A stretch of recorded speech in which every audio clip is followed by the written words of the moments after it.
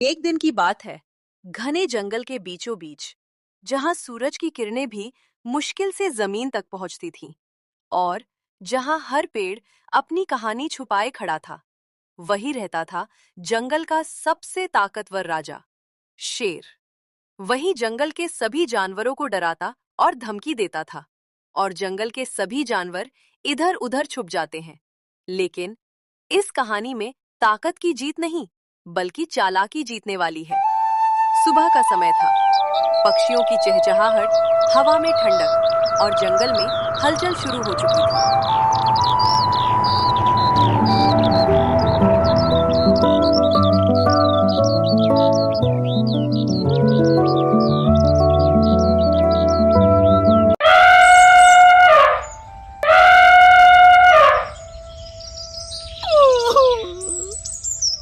अरे यार, रोज रोज वही खाना ढूंढो, भागो छुपो। जिंदगी भी क्या चीज़ है। ऐसा मैं क्या करूं जो मैं आराम करूं और जंगल का कोई जानवर मुझे खाना लाए, ताकि रोज रोज मुझे खाना नहीं लाना पड़े। अरे लोमड़ी जी, तो क्या करोगी? मुझे लग रहा है कि आप राजा बनोगी क्या? अरे बंदर भाई, क्यों नहीं। अगर दिमाग हो तो सब मुमकिन है, और अगर दिमाग नहीं है तो सब बेकार है। इसीलिए मैं इस बात पर विचार कर रही हूं, जंगल में तो राजा शेर का हुक्म चलता है। इसीलिए बंदर भाई, क्यों ना राजा शेर को जंगल से बाहर निकाल देना या फिर मार देना सही रहेगा। क्यों बंदर भाई? तभी अचानक से पूरे जंगल में गूंज उठी एक खतरनाक दहाड़। तभी जंगल के सभी जानवर डर के मारे इधर उधर भागते हैं।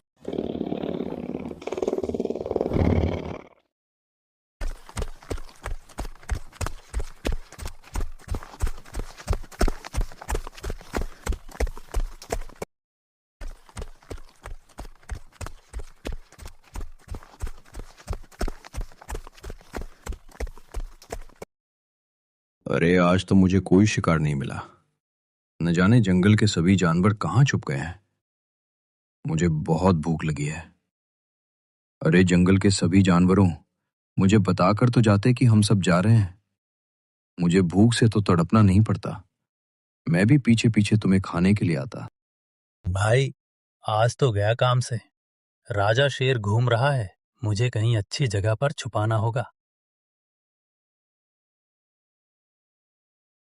अरे ये मौका सही है। क्यों ना राजा शेर को बेवकूफ बनाया जाए और पूरे जंगल में मेरा ही राज चले और जंगल के सभी जानवर मेरे पैरों तले हों। चलो देखते हैं महाराज शेर इस बात पर क्या जवाब देते हैं।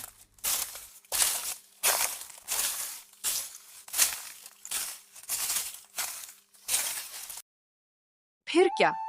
लोमड़ी ने सोचा, अगर शेर को बेवकूफ बना दिया तो जंगल में नाम भी होगा और आराम भी होगा।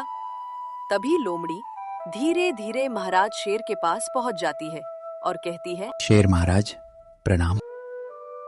अरे लोमड़ी, तुम्हें डर नहीं लगता? महाराज, मुझे डर क्यों लगे। मैं तो आपके लिए बहुत खास खबर लाई हूं। अगर तुम्हारी आज्ञा हो तो मैं बताऊं? हाँ लोमड़ी, बगो क्या खबर। अगर तुम्हारी बात मुझे अच्छी लगी तो ठीक है, वरना मैं तुझे मार के खा जाऊंगा अभी। ठीक है महाराज, मैं आपको जंगल की खास बात बताता हूं। तो सुनो महाराज, जंगल में एक और खतरनाक शेर आ गया है, जो खुद को असली राजा बता रहा है। क्या? कौन है वो? कहाँ रहता है और कहाँ से आया है? मुझे दिखाओ। वो इस समय कहाँ रहता है? चलो लोमड़ी, मुझे उसके पास ले चलो। अब होना क्या था?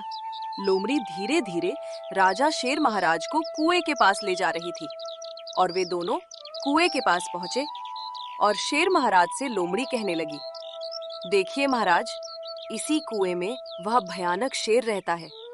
कृपया सावधानी से इस कुएं में देखें, वरना वह आप पर अटैक कर सकता है। महाराज, वो इसी कुएं के अंदर रहता है। अरे लोमड़ी, तू मुझसे झूठ बोल रही है। मुझे तो सिर्फ इस कुएं में पानी दिख रहा है और कुछ नहीं। नहीं नहीं महाराज, मैं आपसे झूठ क्यों बोलूंगी। जरा ध्यान से देखिए, वो आपको घूर रहा है।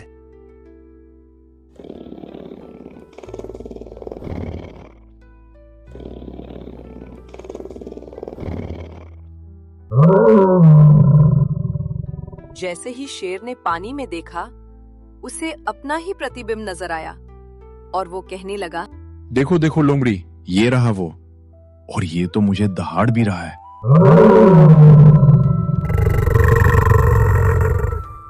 शेर ने गुस्से में आकर जोर से दहाड़ मारी और आवाज गूंजकर कुएं से वापस आई। क्यों मेरे हमशक्ल डुप्लीकेट शेर, कहां से आया है तू और कौन है? जल्दी बता, वरना मैं तुझे मारकर अभी खा जाऊंगा। अब तू बच नहीं पाएगा। अब होता क्या है, वो डुप्लीकेट शेर कुछ नहीं कहता है और इस शेर को बहुत तेजी से गुस्सा आ जाती है और वो गुस्से में अंधा शेर बिना सोचे समझे कुएं में कूद गया। अरे वाह, अंधा राजा कुएं में खुद गया। अब तो मैं ही जंगल पर राज करूंगी और जंगल के सभी जानवर मेरे गुलाम हो जाएंगे। अरे वो अलोमड़ी बहन, तुम तो बहुत चालबाज निकली हो। तुमने जंगल के सभी जानवरों को सुरक्षित बचा लिया है। अब मुझे लगता है तुम ही इस जंगल का राजपाट संभालोगी। इसके बाद जंगल के सभी जानवर शेर को कुएं में गिराकर पूरा जंगल खुशियों से खिलखिला उठा। लेकिन कहानी यहीं खत्म नहीं होती। कुछ देर बाद कुएं से आवाज आई, अरे कोई है जो मुझे बचा सके? बचाओ मुझे, मैं फंस गया हूं। अरे लोमड़ी, तुम कहां चली गई हो? मुझे बचा लो, मैं कभी किसी जानवर को हानि नहीं पहुंचाऊंगा। अगर इसे बचा लिया तो मेरी खैर नहीं। नहीं नहीं, मैं नहीं बचाऊंगी। क्या हुआ लोमड़ी? और कौन आवाज दे रहा है? बचाओ मुझे, बचाओ। कैसी आवाज है और क्या हुआ लोमड़ी? देखो ना हाथी भाई, शेर खुद कुएं में कूद गया है, लेकिन हम क्यों उस घमंडी शेर को बचाए? अरे उस शेर का तो मर जाना ही अच्छा है, जो जंगल के छोटे छोटे जानवरों को मारता है और शिकार करता है। हाँ, लेकिन जंगल का संतुलन भी जरूरी है। अगर शेर मर गया तो जंगल में हाहाकार मच जाएगा। जंगल में सभी जानवर अपने आप को राजा कहने लगेंगे और कोई भी जंगल का जानवर एक दूसरे की बात नहीं मानेंगे। इसे मारने से अच्छा है इसको बचा लिया जाए, ताकि जंगल के बड़े बड़े जानवर किसी छोटे जानवरों पर हमला ना करें और पूरा जंगल सुरक्षित बना रहे, क्योंकि शेर की दहाड़ से पूरा जंगल का उठता है। अब होना क्या था?